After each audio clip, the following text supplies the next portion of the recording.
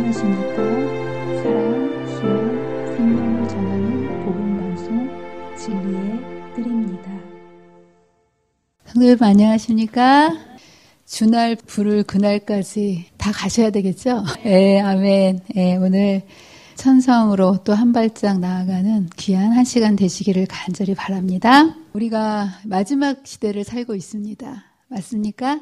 네, 그래서 하나님께서 마지막을 사는 우리들을 위해서 특별히 어떻게 이 마지막을 준비하고 어디로 향해서 어떻게 살아야 할지 그냥 알아서 와라 그러지 않으시고 우리에게 정확하게 우리가 어디쯤 가고 있고 무엇을 준비하고 어떻게 살아야 할지에 대한 예언의 말씀을 주셨습니다. 그리고 이제 우리는 그 하나하나를 공부해 나가고 있습니다. 그래서 이제 특별히 이 요한계시록은 하나님의 교회가 어떻게 탄생했고 마지막 때까지 어떻게 갈 것인지를 요한시대에 우리에게 예언으로 남겨주신 책입니다. 그래서 교회의 역사를 사도 요한 시대부터 예수님 오실 때까지의 시대를 7시대로 구분해서 한 시대 한 시대를 미리 예언으로 알려주시고 이 시대들이 정확히 성취되는 모습을 보면서 마지막 시대를 사는 우리가 모든 것이 완벽하게 성취가 된 것을 바라보며 믿음을 가지고 끝까지 완주할 수 있도록 이런 귀한 예언의 말씀을 주셨습니다. 첫 번째 교회는 에베소 교회였죠. 초대교회였고 두 번째는 박해 시대의 서머나 교회. 이 교회가 박해로 사단이 교회를 무너뜨리지 못하니까 전략을 바꿨어요. 세속화 시대로. 그래서 버가모 교회. 세속화가 진행되어짐에 따라서 교회가 힘을 가졌지만 성경을 교회가 보지 못하게 하는 시대. 그러니까 빛이 사라져버리니까 무슨 시대가 되었습니까? 암흑 시대. 가장 종교의 힘이 컸던 시대가 세상에서는 암흑 시대라고 얘기하는 거예요. 성경이 사라져버렸기 때문에. 그리고 하나님께서는 이것을 그냥 두지 않으시고 신실한 백성을 보내셔서 종교 개혁을 일으키십니다. 그 시대가 4대 교회였고요. 그리고 예수님의 재림이 가까웠을 때 재림운동 여러 가지 천체의 징조를 보내시고 성경이 다시 사람들의 손에 들려지게 하셔서 재림운동을 펼치게 하셨습니다. 그리고 마지막으로 지난 시간부터 우리가 라오디게아 교회를 공부하고 있습니다. 라오디게아 교회는 우리 시대예요. 중요합니까? 안 중요합니까? 이 교회 다음에 또 있어요? 없어요? 없어요. 이 라오디게아 교회가 끝나면 이 세상의 역사가 끝나는 것이고 예수님이 재림하신다라는 거. 그래서 이 교회는 마지막 교회일 뿐만 아니라 저와 여러분이 속해 있는 교회이기 때문에 7교회 중에서 가장 중요한 교회입니다. 그래서 하나하나 우리가 지난 시간 전반부를 배웠습니다. 이 교회는 심판을 받는 백성이라는 심판 시대를 상징하고요.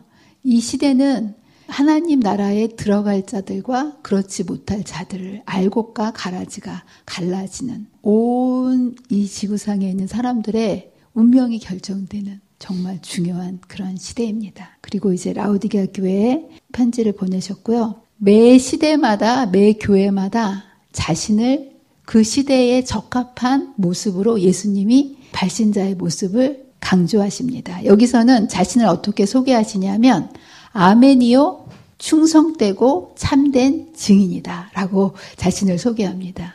왜 그러셨을까요? 이 라오디게아 교회 자체가 충성되지가 않은 거예요. 무늬만 교인인 거예요. 경건의 모양은 있는데 경건의 능력이 없는 참된 증인으로 살아가지 않는 이 라오디게아 교인들을 대조해 보이시면서 자신의 모습을 충성되고 참된 증인으로 묘사하십니다. 그리고 창조주 하나님을 부정하는 시대이기 때문에 여기에서 자신을 창조의 근본이다라고 표현했다고 말씀드렸습니다. 그리고 안타깝게도 이 교회는 7교회 중에 칭찬이 없는 교회는 없거든요. 근데 라오디게아 교회, 저와 여러분이 속한 이 교회는 칭찬이 단 한마디도 없는 교회예요. 예수님이 너무 안타까우셨을 것 같아요. 여러분들 자식을 보면 뭔가 칭찬해줘야 부모도 기분이 좋지 않습니까? 근데 이 교회는 칭찬이 눈 씻고 봐도 없는 교회예요.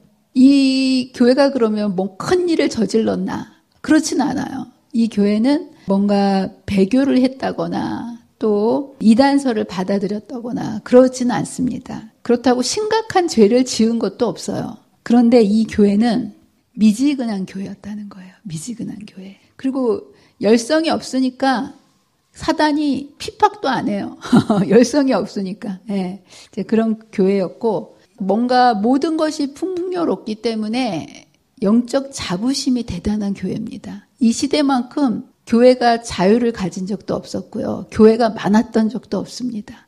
그리고 이 시대만큼 성경책이 누구에게나 원하면 가질 수 있었던 시대도 없었어요. 정말 모든 것이 풍부한 시대였기 때문에 이 시대의 사람들은 굉장한 영적인 자부심을 가지고 있는데 이러한 자만 때문에 뜨뜻미지근해졌다라고 이렇게 성경은 이야기를 하고 있습니다. 오늘도 우리 집사님들이 음식을 많이 만드신 것 같은데 준비를 하시고 그런 것 같은데 이제 여자분들은 다 아실 거예요. 음식을 잔치 때나 명절 때 음식을 막 만들다 보면 다 만들고 나면 먹고 싶은 마음이 있어요, 없어요? 남자분들은 잘 이해가 안 되시죠? 음식을 안 만들어 보셨으니까 막 음식을 만들다 보면 막 많은 음식들 속에서 왠지 배가 부른 것처럼 느껴지고 그래서 막상 음식을 안 먹게 돼요. 제가 가만히 생각해 보니까 이번 추석 때에 추석이 금요일이었잖아요. 근데 저희는 금요일이라서 이제 목요일 날 모였는데 점심 때 모이기로 했어요. 그래서 아침은 음식 준비하느라고 대충 때우고 점심은 가서 체리느라고 뭐 하다 보니까 대충 먹고 그리고 저녁 때는 오다 보니까 먹는 시간을 놓쳐가지고 추석 때 음식을 제대로 밥을 먹지를 못해서 가장 잘 먹어야 되는데 음식이 많으니까 착각을 한 거예요. 많이 먹는다고 생각해가지고 저녁 때 자려고 보니까 배가 고픈데 내가 배가 배고픈가 봤더니 제대로 된 한 끼조차를 먹지를 못했던 거예요. 여러분 풍요 속의 빈곤이라는 얘기 들어보셨습니까?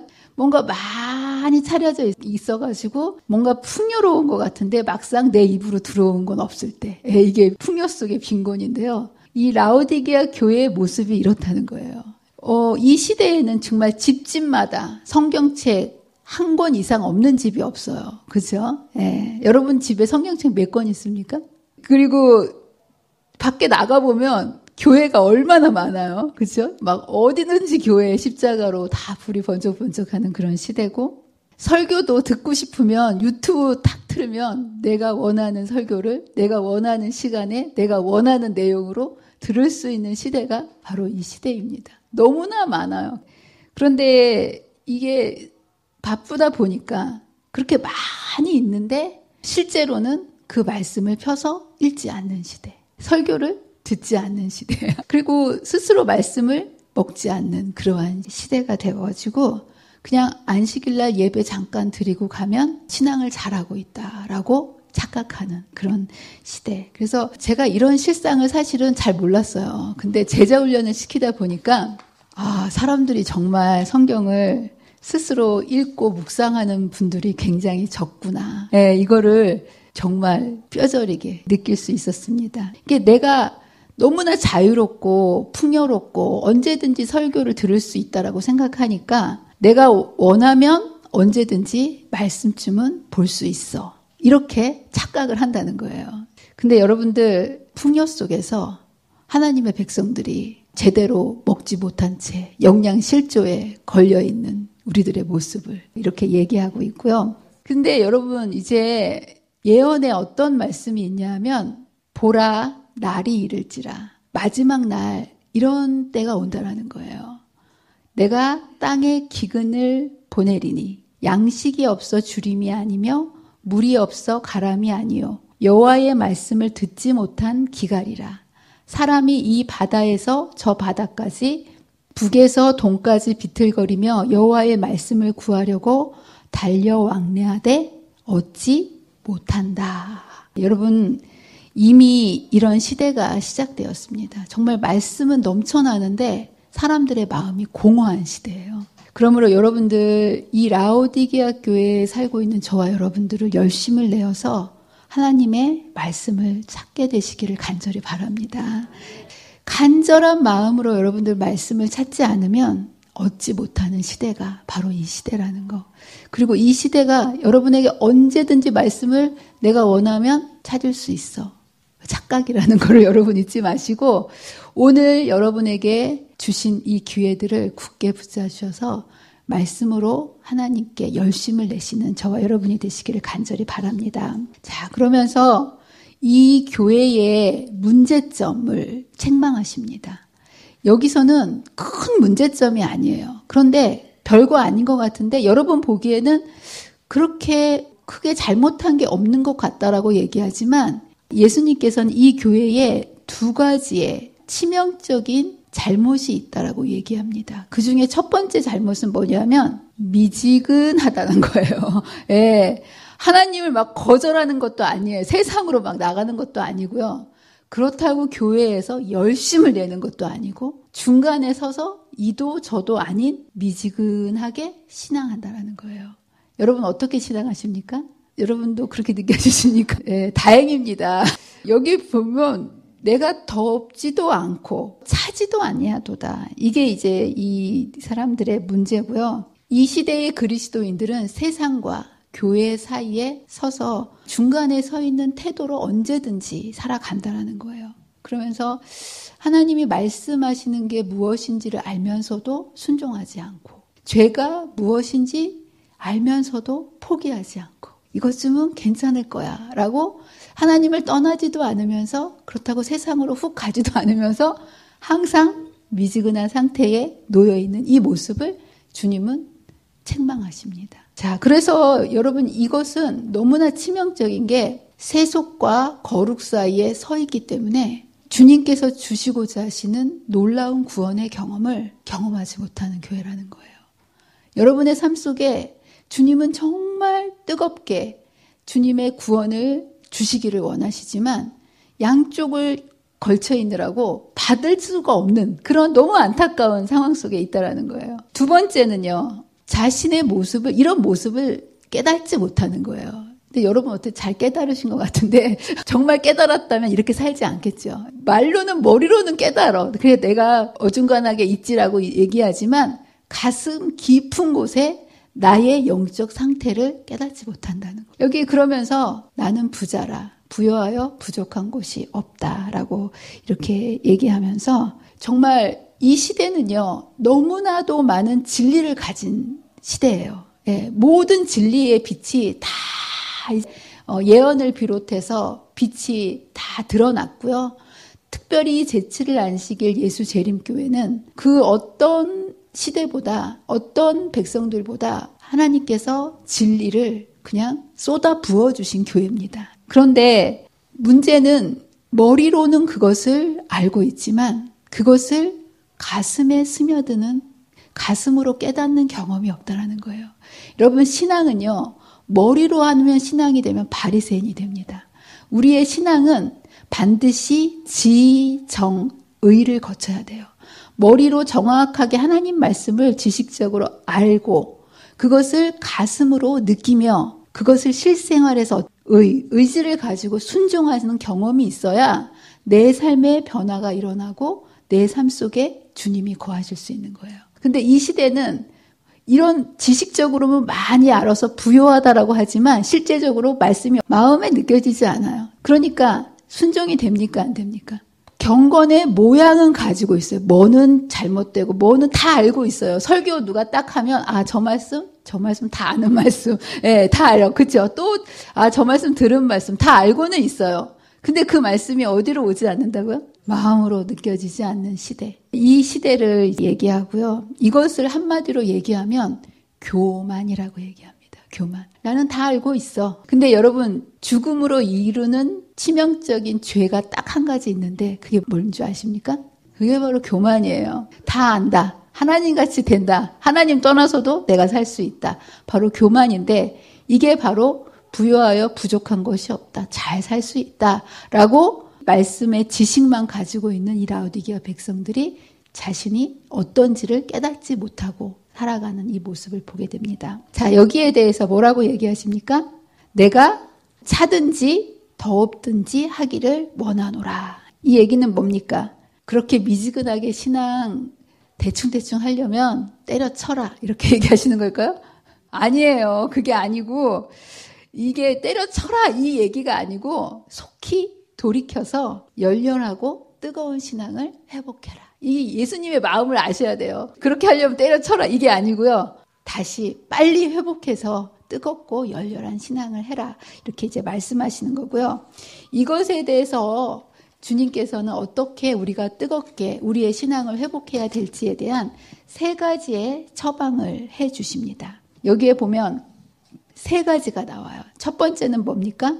불로 연단한 금을 사라. 2번째는 흰옷을 사서 입어라. 그리고 3번째는 뭡니까? 안약을 발라서 눈에 바르라. 이 3가지. 그래서 이 3가지를 꼭 사야만 라오디게아 교회의 교우들이 다시 이 신앙을 회복할 수 있는데 이건 누구한테 가서 사는 걸까요?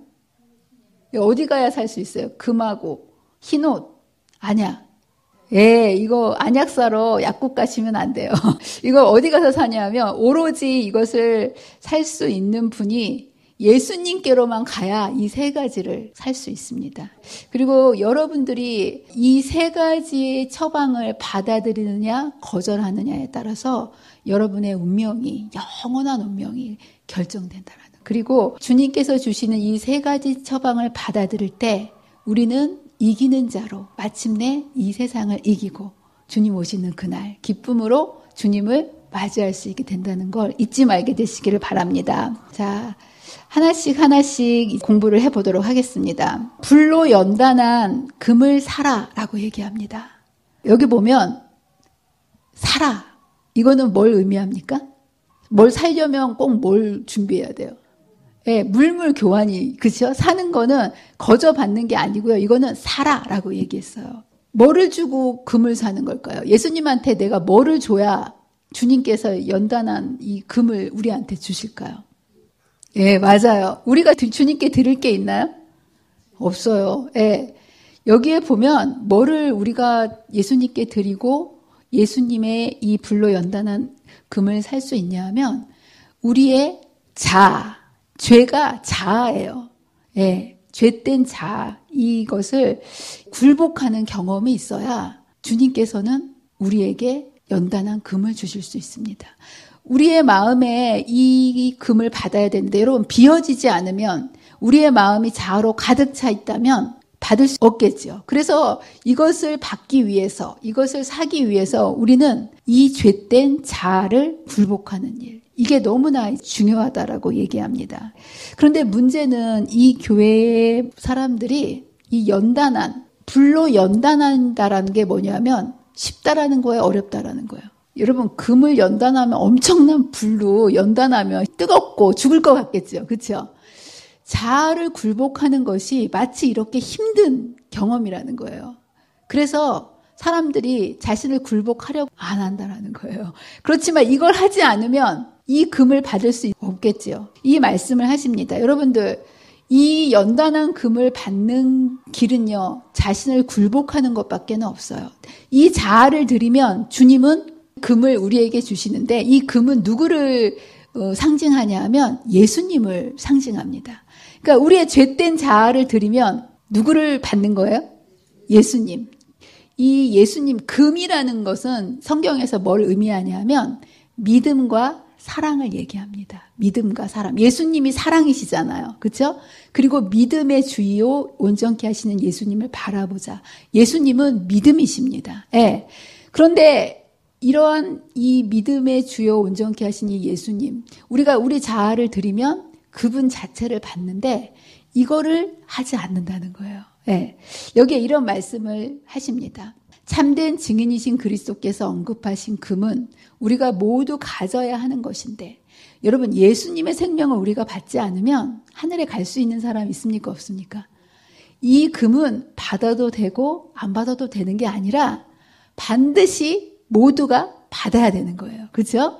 이 믿음과 사랑이 하나 된 것으로 내게 나타났다. 사랑이 믿음을 앞선다. 그래서 사단은 이 예수님을 받지 못하도록 끊임없이 이 귀한 선물을 하나님의 백성들의 마음에서 앗아가려고 끊임없이 노력한다. 모든 사람은 삶의 경기를 하고 있다. 사탄은 사랑과 믿음을 제거하고 그 자리를 이기심과 불신으로 대신 채우면 나머지 모든 귀한 특성들은 기만자의 손에 의해서 교묘히 제거될 것이고 그 인생은 경기에서 패하게 된다는 것을 잘 알고 있다라고 얘기합니다. 예수님을 받지 않으면 우리의 인생의 경기에서 승리할 수 있는 사람이 있습니까? 없습니까? 없죠. 그러니까 사단은 끊임없이 이 자아를 놓지 못하게 해서 예수님을 마음에 받지 못하게 함으로 우리의 이 인생의 경기에서 지게 만들고 결국은 하늘에 들어가지 못하도록 이 만드는 게 사단의 전략이라는 거예요. 그래서 여러분들 이 자아를 포기하는 것 정말 중요합니다. 여러분 자아를 주님께 굴복하기만 하면 주님은 정금같이 자신을 우리에게 주신다는 사실을 여러분 기억하시고 매 순간순간 여러분 자신을 주님께 드리시는 저와 여러분이 되시기를 간절히 바랍니다. 두 번째는 뭐냐 하면요. 흰옷입니다. 흰옷. 왜 흰옷을 해야 되냐 하면 벌거벗은 수치를 보이지 않도록 흰옷을 입어야 된다라고 얘기합니다. 이 당시 이 라오디게아 이 지역은요. 검은 양털로 유명한 지역이었어요. 검은 양털로 모직을 해가지고요. 특산물이 검은 것으로 만든 옷이 이 지역의 최고 특산품이었어요. 그래서 이걸로 옷을 정말 멋있게 입고 다녔어요. 그래서 라오디게아 사람들은요. 그 당시에 7교회 중에서 가장 부유했던 지역이 바로 이 지역이었어요. 그래서 지진으로 무너졌을 때 국가에서 로마에서 돈을 보내준다 그랬는데 됐습니다. 우리가 스스로 할 수 있습니다라고 거절할 정도로 굉장히 이러한 특산물 때문에 부유했던 지역이었어요. 그래서 이 사람들은 정말 그 멋있게 양털로 지어온 옷을 입고 있었지만 영적으로는 벌거벗은 상태였다는 거예요. 근데 겉으로 그럴듯한 옷을 입고 있었기 때문에 자신들의 벌거벗은 모습을 깨닫지 못하는 그런 안타까운 모습을 보게 됩니다. 이런 이들에게 주님께서는 흰옷을 사서 입으라 라고 얘기하십니다. 흰옷은 뭘까요?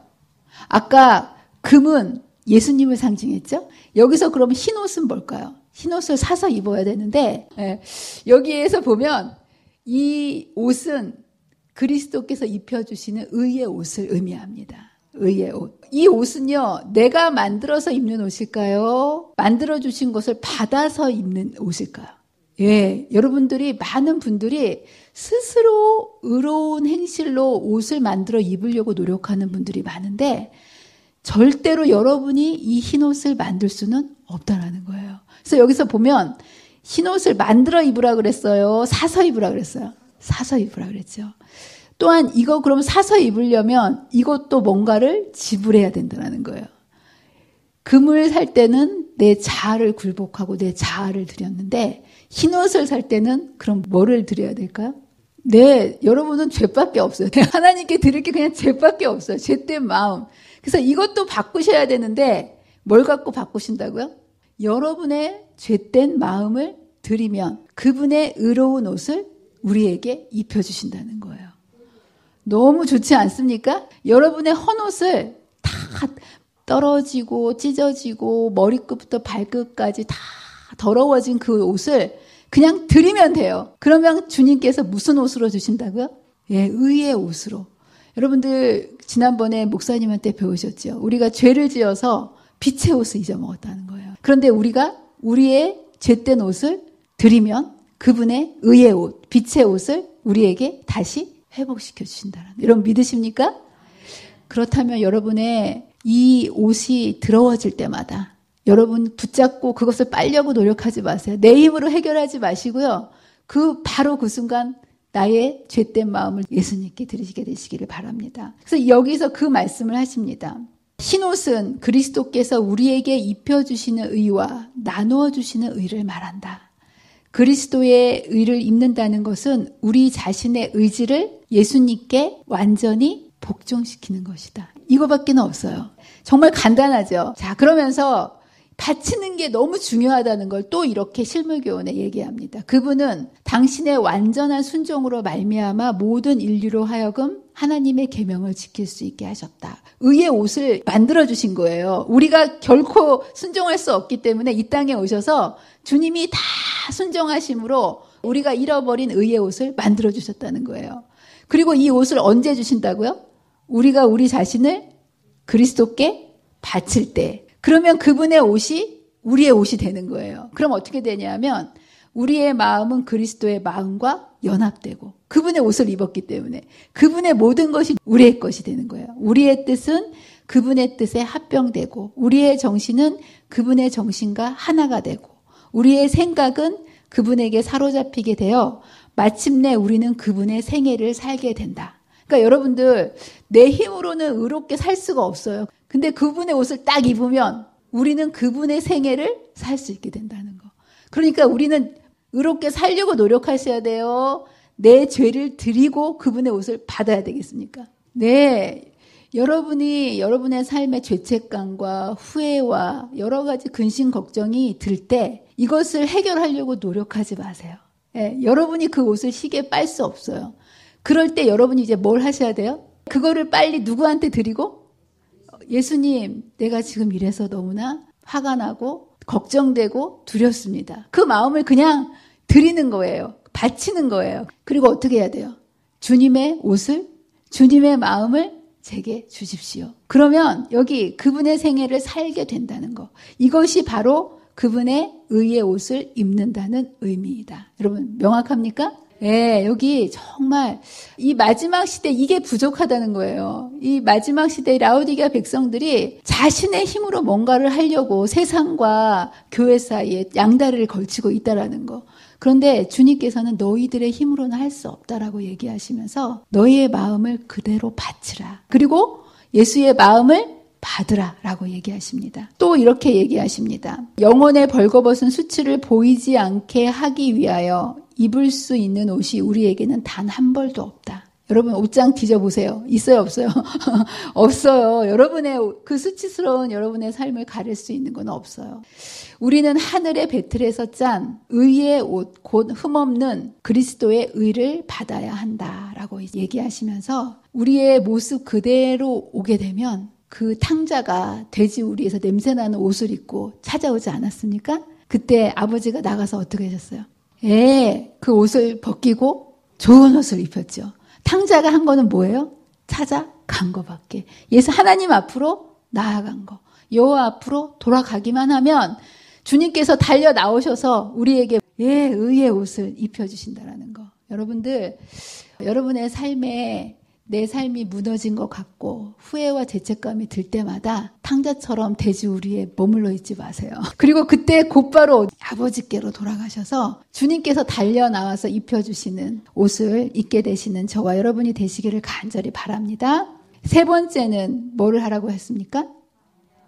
안약을 발라서 보게 하라. 이 교회의 가장 큰 문제는요. 안 보인다는 거예요. 이렇게 눈 멀고 이렇게 하고 있는데 자신의 모습, 뜨뜻미지근한 모습, 가난한 모습, 이 모습을 모른다는 거예요. 근데 여기에 이걸 볼 수 있으려면 안약을 발라야 된다는 거.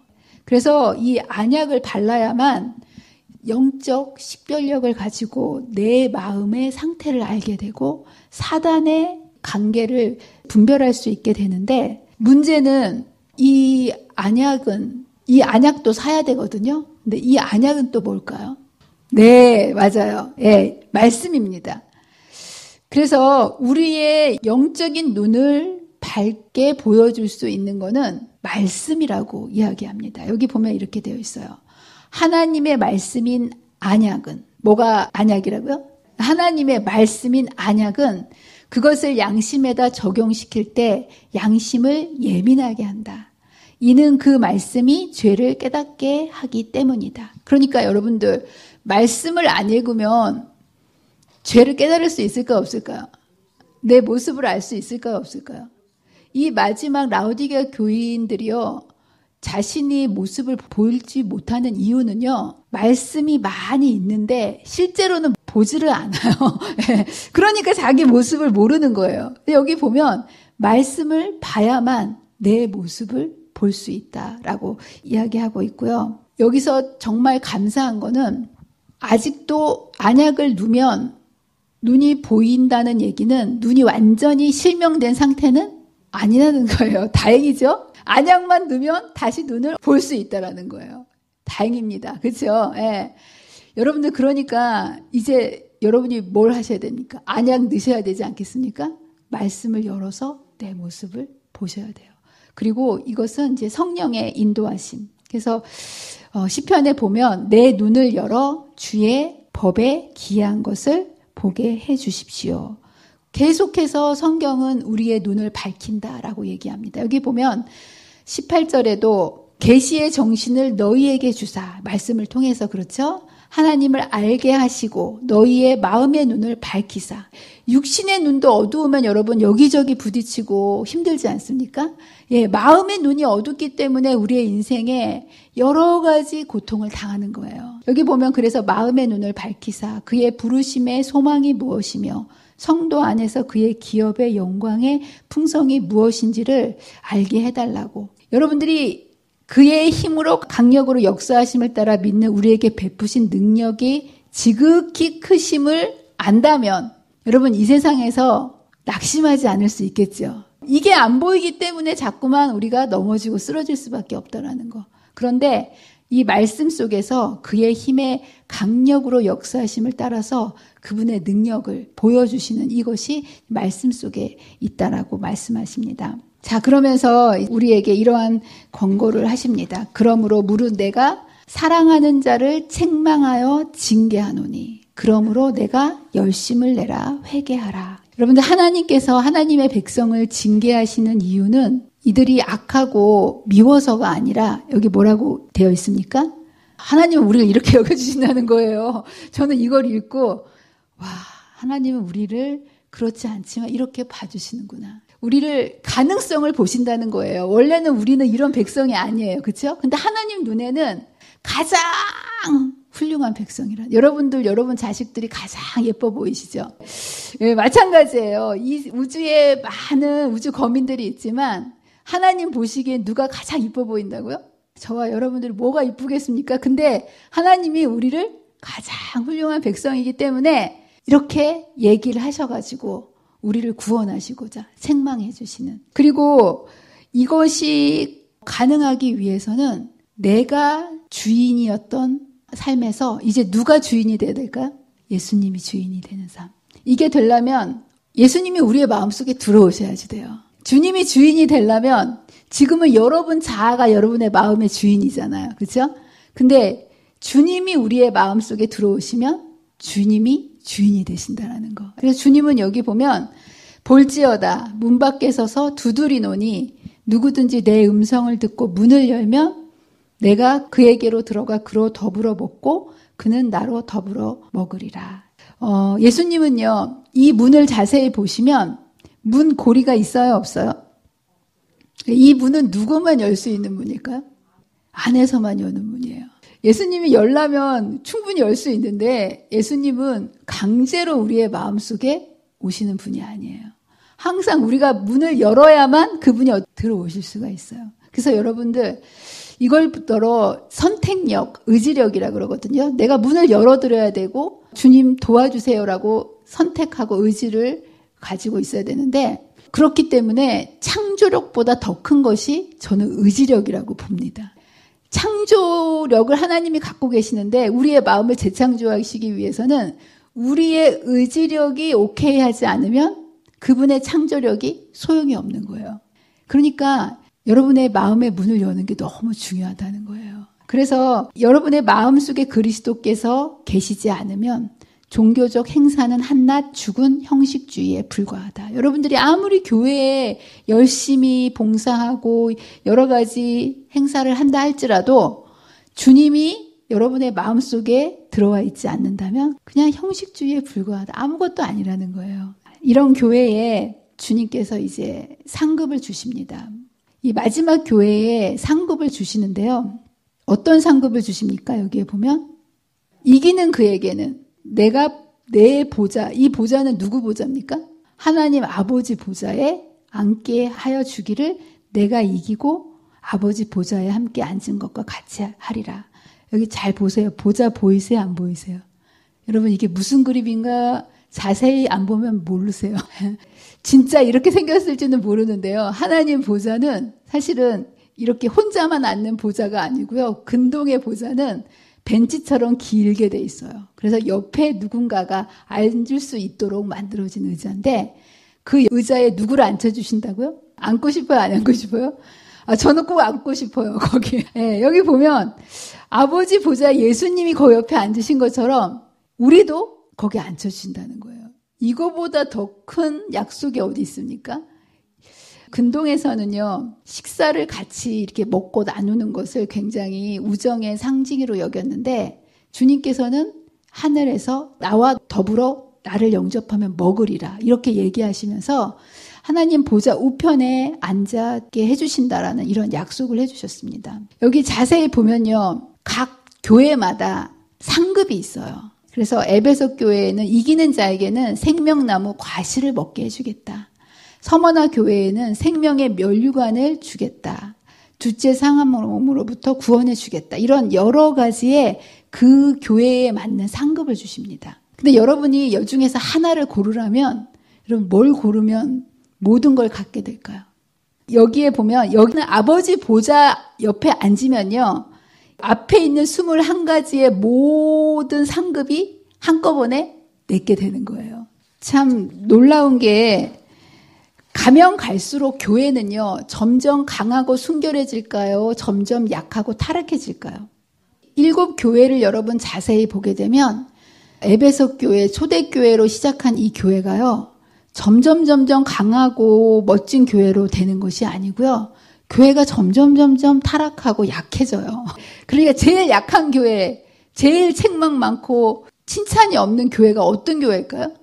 안타깝지만 우리 교회. 어느 교회? 라오디게아 교회예요. 그래서 칭찬받을 거는 정말 하나도 없는데 점점 영적으로 쇠퇴하고 이렇게 망해가는데 대조적으로 상급은요. 갈수록 점점 좋은 걸 주세요. 그리고 마지막에 완결판으로 라오디게아 교회에는 보좌에 앉게 해주겠다. 왠지 아세요? 하나님은 죄가 많은 곳에 은혜가 크게 해주시는 분이기 때문에 그렇습니다. 그래서 죄가 더한 곳에 은혜가 더욱 넘쳤나니라고 하지 않습니까? 네, 그래서 우리가 비록 가장 연약하고 가장 책망받는 교회지만 하나님께서는 우리를 가장 높여주시고 가장 귀한 교회로 여겨주신다라는 거. 여러분 정말 이러한 하나님의 사랑을 여러분의 마음으로 굳게 붙잡으시고 여러분의 믿음의 전진을 멈추지 않게 되시기를 간절히 바랍니다. 자, 이제 이 교회는요. 총 정리를 해보면 19세기 중엽 이후부터 예수님 재림할 때까지 지금 저와 여러분이 속한 이 교회를 이야기하고 있습니다. 그리고 이 교회는 산업혁명 이후에 굉장히 세계가 풍요로워졌어요. 대량 생산이 가능해졌기 때문에 산업화 시대 이후에 그래서 편리해지고 부요해졌습니다. 그렇기 때문에 빌레아델비아 교회 그 시대에 선교를 할 수 있는 원동력이 생긴 거예요. 그런데 문제는 이러한 산업혁명으로 인해서 물질의 풍요와 재물의 축적 때문에 교인들의 마음이 하나님으로 먹고 살만 하니까 하나님을 더 이상 찾지 않게 되는 지금 여러분들 점점점 세상 사람들이 하나님을 믿는 사람들이 더 많아질까요? 점점점 적어질까요? 예, 세상의 풍요가 이렇게 하나님을 떠나게 만들었습니다. 그리고 이 세상은 가장 큰 우상이 돈이 됐어요. 예, 그리고 사단은 마지막 시대에 진화론과 인본주의, 무신론, 재물, 이기주의 그리고 바쁘게 사람들을 여러분들 바빠요 안 바빠요? 애들도 바쁘대요. 안 바쁘다고 안 가는 사람이 다 바빠 죽겠대요. 이게 사단의 전략입니다. 바쁜 삶으로 끌어들이는데 이게 성공을 했고요. 문제는 이 교회는 너무나 바빠서 하나님의 말씀을 읽지 않는 시대가 되어버린 거예요. 근데 문제는 뭐냐 하면 이 교회가 요한계시록이 이야기하고 있는 마지막 환란을 통과해야 하는 교회가 이 교회라는 거예요. 7 재앙을 통과할 교회가 이 교회라는 거예요. 그리고 마지막 최후의 대쟁투인 아마겟돈 전쟁을 치러야 하는 교회가 바로 이 교회라는 거예요. 저와 여러분이라는 거예요. 근데 이 교회가 지금 전쟁이 일어나기 임박해 있는데 하나님의 교회가 졸고 있는 정도가 아니에요. 깊은 잠에 빠져 있다는 거예요. 여러분 지금 이스라엘과 팔레스틴 전쟁 나는데 거기서 잠자고 있다면 이해가 됩니까? 안 됩니까? 안 되죠? 근데 지금 하나님의 백성의 모습이 이 모습으로 있다라는 거예요. 여기 보면 성경에서 가장 중요한 예언의 성취를 앞두고 있는데 예언에 관심이 없다라는 거예요. 자, 이제 우리는 그래서 이 문제를 해결하기 위해서 우리에게 보여주신 우리의 문제점이 뭐라고요? 뜨뜻 미지근한가? 자신을 무자가 깨닫지 못하는 거. 그리고 해결책은 뭡니까? 금을 사고 흰옷을 사서 입고 안약을 사서 바르는 거. 예. 이것을 여러분의 온 마음과 생애로 받아들이게 되시길 간절히 바랍니다. 이것을 위해서 중요한 것이 자아 굴복인데요. 하나님께서는 자아를 굴복하기 위해서 마음을 연단하십니다. 자아를 굴복하기 위해서 뭐를 연단하신다고요? 예, 마음을 연단하시느니라. 마음을 어떻게 연단하실까요? 맞아요. 때때로 하나님께서는 여러분을 정금같이 만들어주시기 위해서 연단하게 계시는데요. 여러분 여기 이게 뭐예요? 불꽃이 보이십니까? 무슨 색이에요? 예, 몇 가지 색이 있어요? 여기 보면 빨간색이 있죠. 예, 그리고 또 무슨 색이 있어요? 노란색이 있죠. 그리고 또 하얀색이 있죠. 여러분 생각에 어느 게 제일 뜨거울 것 같으세요? 빨간색? 하얀색? 다 하나씩 말씀해 보시는 거죠. 예, 실제로 이 온도를 측정해 보면 빨간색이 굉장히 여러분 보통 불꽃을 그리면 애들도 있고 어른이 있고 다 빨간색으로 칠하잖아요. 근데 사실 붉은색은 그렇게 뜨거운 색이 아닙니다. 예, 그래서 한 850도 정도. 그리고 진짜 금속을 녹이기 위해서는요, 이 정도로는 안 녹아요. 이제 1000도가 넘어야 되는데 1000도가 넘는 불꽃의 색깔은 노란색입니다. 그리고 빨간 한 850도엔 알루미늄 여러분 아시죠? 그 정도는 850에서 녹아요. 그리고 이 노란색에서는 구리는 좀 빨리 녹거든요. 구리가 이 노란 1000도가 넘어가면 이제 구리가 녹고요. 쇠를 녹이려면 1500도씨가 넘어야 되는데 1500도씨가 되려면 이렇게 하얀 불꽃이 나온다는 거예요. 그래서 이 대장자기가 꼭 필요한 어떤 물건을 만들 때 여러분 이거 보이십니까? 이게 날카롭고 예리하게 땅을 파는 어떤 농기구를 이렇게 만들게 있는데 이걸 자세히 보면 색깔이 조금씩 달라요. 그렇죠? 이쪽 맨 왼쪽은 새까맣죠. 그리고 옆에는 좀 붉으스름하고 중간으로 갈수록 노랗죠. 예, 그리고 이제 아주 중간에 이제 흰색 빛을 떼는데 까만 이 쇠 부분, 달궈지지 않는 부분이 이 검은 모습으로 나타나는 거예요. 만약에 이 대장장이가 이 쇠망치를 들고 달궈지지 않는 이 검은색 부분을 때리면 어떻게 될까요? 팔만 아파요. 이게 구워지기 전의 모습, 원래의 인간의 모습은요, 하나님이 우리의 삶에 말씀을 통해서 들이대시면요, 갔다가 자기도 들이댄다는 거예요. 예. 때리면 왜 나를 간섭하냐고 하나님께. 예. 그래서 인생에서 별 문제가 없고 살만하고 전혀 그런 게 없으면요, 하나님이 망치로 갖다 대실 때 튕겨져 나가요. 전혀 반응하지 않는 우리의 모습이 이런 모습입니다. 이럴 때 하나님께서는 우리를 제대로 만드시기 위해서 뜨겁게 불 속에 집어넣으시는 거예요. 그렇게 되면 어떻게 됩니까? 말랑말랑해지죠. 말씀이 어떻게 될까요? 쑥쑥 들어와요. 여러분들 말씀이 언제 잘 들어올까요? 잘 먹고 잘 살고 아무런 문제 없을 때 말씀이 쑥쑥 들어오던가요? 안 들어오죠. 근데 내 삶에 몸이 아프거나 문제가 생기거나 여러 가지 고통이 있거나 이럴 때 말씀 하나하나가 꼭 누구한테 하는 얘기 같아요? 나한테 하는 얘기 같죠. 때때로 하나님께서는 이렇게 우리의 삶을 연단해 가신다는 거예요. 여러분들의 삶에 육신의 고통도 여러 가지 삶의 문제도 너무 슬퍼하지 마세요. 하나님께서 여러분의 삶을 정말 하늘 가나안에 들어갈 수 있는 아름다운 도구로 만드시기 위해서 여러분의 삶을 담금질하고 계신다는 거예요. 근데 때때로 이런 분들이 있죠. 이렇게 막 하나님께서 우리의 삶을 뜨겁게 만들어 가시는데 자꾸 피해. 굴복을 안 해요. 자꾸 피해. 그러면 어떻게 해야 될까요? 만들어 가시는데 피해갖고 잘못 만들어져서 그럼 이 쇠는 어떻게 해야 될까요? 물에다 칙 넣었다가 또 다시 한번 불에다 어떻게 들어가야 돼요? 다시 또 집어넣어야 돼요. 그러니까 여러분들 삶에 고난이 닥치고 힘드시면 그냥 한 번에 납작 엎드리셔야 돼요. 그거를 피하겠다고 거기에서 자꾸 내 맘대로 이렇게 움직이시면 될 때까지 하나님께서 만드시는데 10번이고 20번이고 우리의 삶을 하늘에 데려가시기 위해서 우리를 정금처럼 만드시기 위해서 주님께서는 우리의 삶을 이끌어 가신다는 거. 이것이 여러분들 벌이 아니에요. 무슨 말인지 아시겠죠? 여러분을 마침내 순결하게 만드셔서 하늘 가나안에 이끌기 위해서 여러분에게 허락하신 하나님의 은혜라는 거예요. 그래서 베드로 전서에는 이렇게 얘기합니다. 사랑하는 자들아, 너희를 연단하려고 오는 불시험을 이상한 일 당하는 것 같이 이상히 여기지 말고. 여러분, 하나님 잘 믿으면 여러분의 삶에 문제가 없습니까?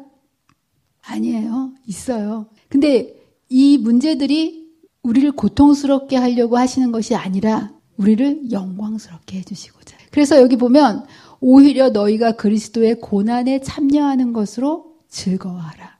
이는 그의 영광을 나타내실 때에 너희로 즐거워하고 기뻐하게 하려 함이니라.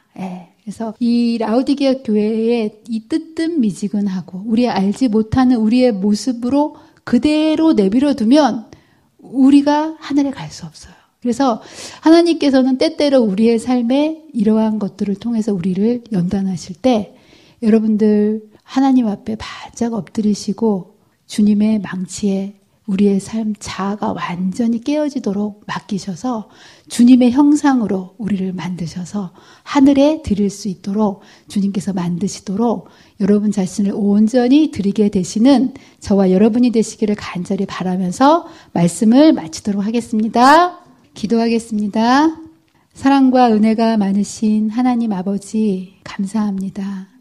오늘도 이렇게 말씀 앞에 저희들을 모아주셔서 마지막 시대를 살아가는 하나님의 백성인 우리들이 어떤 상태이며 어떻게 살아야 하는지를 분명하게 말씀의 빛을 통하여 가르쳐 주셔서 감사합니다. 우리의 가난하고 눈멀고 벌거벗은 이러한 모습을 알지 못한 채 살아가는 우리에게 예수 그리스도를 보내주셔서 우리의 있는 모습 그대로를 드릴 때 주님을 주시겠다고 약속해 주셔서 감사합니다. 매 순간순간 우리를 주님께 드리고 주님을 받아 정말 우리의 삶이 주님 안에서 정금처럼 하나님 앞에 귀한 인생으로 살다가 주님 오시는 그날 기쁨으로 주님을 맞이할 수 있는 복된 백성이 되도록 도와주시기를 사랑과 은혜가 많으신 예수님의 이름으로 간절히 기도합니다.